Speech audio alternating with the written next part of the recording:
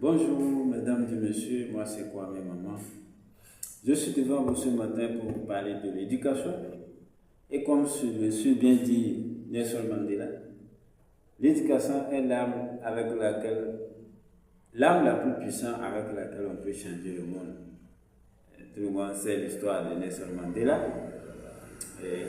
Qu'est-ce qu'il a fait pour l'Afrique? Et quand je lisais une partie de son histoire, il dit qu'il a inspiré de Gandhi pour pouvoir travailler, pour pouvoir avoir de l'énergie cosmique et de la puissance pour pouvoir faire ce qu'il a fait en Afrique du Sud et en Afrique en général. L'éducation, c'est différent de l'école en fait. Et du coup, la génération qui pense qu'aller à l'école égale à l'éducation. Quand vous, sur le plan alphabétique, quand vous regardez école et puis éducation, ils n'ont pas le même nombre de chiffres, d'alphabet en fait. Donc, ce qui veut dire que c'est deux choses différentes. En Afrique, est-ce qu'on est éduqué? Ou bien on est allé à l'école? Puisque vous allez voir, quand vous regardez même au niveau de l'école, 90 à 95% de ce qu'on enseigne, c'est des choses qui sont du 14e, du 15e et du 16e siècle. Oui. Donc c'est vrai que quand tu regardes de façon au hasard ou de façon aléatoire, quand tu prends un jeune africain, vous allez voir qu'il y a beaucoup sont là où c'est des informations du 15e, du 14e, du 12e siècle, du 10e siècle qui sont dans leur cerveau. Et la bonne nouvelle est qu'on est au 21e siècle. Mais comment être au 21e siècle et avoir des informations du 15e siècle, du 16e siècle dans son cerveau? C'est comme si vous prenez l'ordinateur, vous installez Windows 7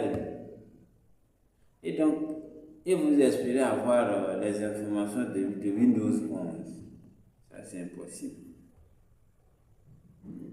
Et dans notre cerveau, c'est comme de l'ordinateur. Tout ce que vous avez enregistré, c'est ça qui vous produit. Donc, vous allez voir qu'en Afrique, l'éducation est vraiment de sérieux. Et on est tellement en retard au niveau de l'éducation. Et qu'on doit se veiller. Puisqu'avec l'Internet, on est capable d'apprendre, on est capable de bosser pour pouvoir être en phase avec le monde. Mais quand je vais vous parler d'un phénomène qui est simple, vous prenez les plantes par exemple, les arbres. Quand vous prenez par exemple le manguier après avoir donné les fruits, le manguier va perdre les feuilles. Pourquoi? Parce que l'énergie qui était chargée de la floraison jusqu'à la mûrie des fruits n'est plus là. Donc, le manguier va perdre les feuilles, ces anciens feuilles-là. Et donc, il y aura des nœuds. Donc, c'est à partir de ces nœuds, ces feuilles avant de partir vont préparer le terrain pour que les nouvelles feuilles vont sortir de façon tranquille, sans problème. Et donc, le manguier perd les feuilles, il régénère de nouveaux feuilles. Le manguier fait la floraison et donne les fruits et on mange. Et heureusement, malheureusement, vous allez voir un individu qui va s'asseoir sur le manguier. Le manguier va perdre les feuilles, il est calé là-bas. Il va générer des feuilles, il est calé là-bas. Il donne les floraisons, il est toujours là-bas. Il va donner les fruits, il est calé là-bas. Et puis il mange. Sur place, en train de critiquer, soit c'est le pays, soit c'est certains individus qu'il est en train de critiquer, mais il ne voit pas le phénomène qui s'est produit sur le manguier. On a les mêmes dieux que les plantes et les animaux. Le manguier, lui, il a besoin seulement que le soleil et puis l'eau. Sinon, le reste là, il s'en fout. Lui, il va faire ce qu'il veut faire. Mais lui, il est calé là-bas. en voyant ce phénomène qui se produit, sans ne lui dire absolument rien, il est calé là-bas. Donc, ce qui veut dire qu'en réalité, les plantes sont plus intelligentes que les humains. Puisque quand tu regardes le phénomène qui s'est produit, et ce qui est le plus important, c'est que c'est au niveau de la préparation psychologique, au niveau de la préparation de la nouvelle feuille. Ce qui s'est passé, c'est que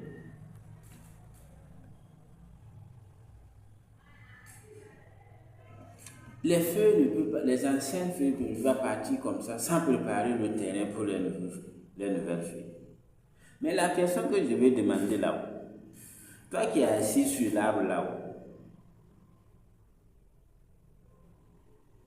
est-ce que tu es en phase avec quelle est la connaissance dont tu disposes pour que les 5 prochaines années, les 5 générations qui vont venir peuvent pouvoir profiter de ta connaissance?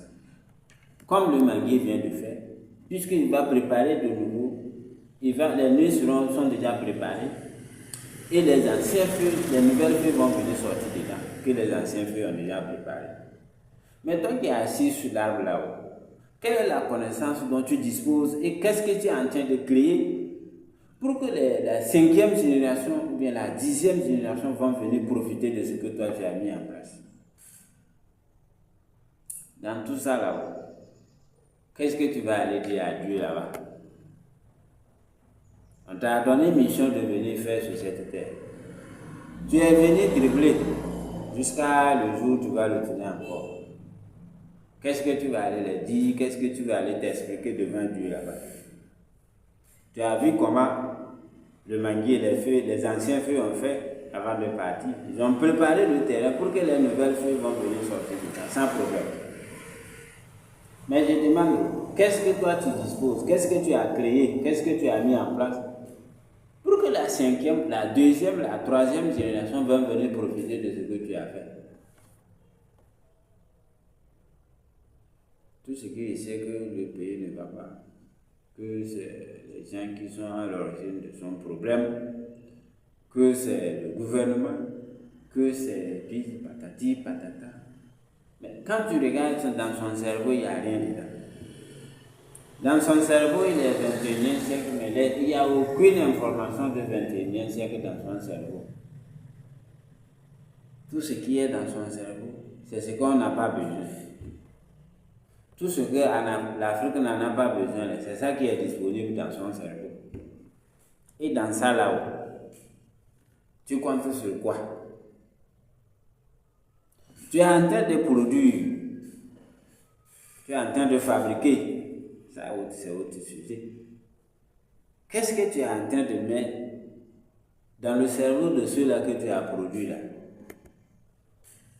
Quelle est la connaissance, quelle est l'information dont tu disposes pour pouvoir inculquer sur ceux-là que tu as fabriqués? C'est pourquoi notre problème n'est pas lié à nous-mêmes, mais en quelque sorte, c'est ceux-là qui nous ont fabriqués. Puisque si les deux fabricants n'ont pas de connaissances, n'ont pas de bagages disponibles pour faire des projections, pour dire, ah, petit, voilà comment le monde est, voilà d'ici, comme ça, le monde sera à ce niveau. Et voilà la lutte du monde. Donc, il faut faire ça, et puis tu vas gagner en temps. Comme tu n'en disposes rien, malheureusement, lui aussi, il vient comme ça. Et puis, il va tourner en rond. Puisque celui-là, le même qu'il a fabriqué, n'en dispose rien. Sur son disque dur. Voyez ton problème. Il est vraiment important et capital. Et qu'on doit savoir, et on devrait voir actuellement, je vais revenir, où il y a certains métiers qu'on doit maintenant même supprimer en Afrique, on n'a même pas besoin de ça. Pourquoi? Parce qu'on veut gagner en temps. Est-ce que le monde va à une vitesse exponentielle? Et donc, on doit être en phase avec le monde. Et laisser de critiquer les gens et commencer par bosser pour pouvoir être la version de nous-mêmes et laisser des informations disponibles à la génération qui vont venir pour qu'ils puissent en profiter. Je vous remercie beaucoup et I really love you. On est en train de travailler et le continent là va avancer. Le continent là va mieux. Merci beaucoup.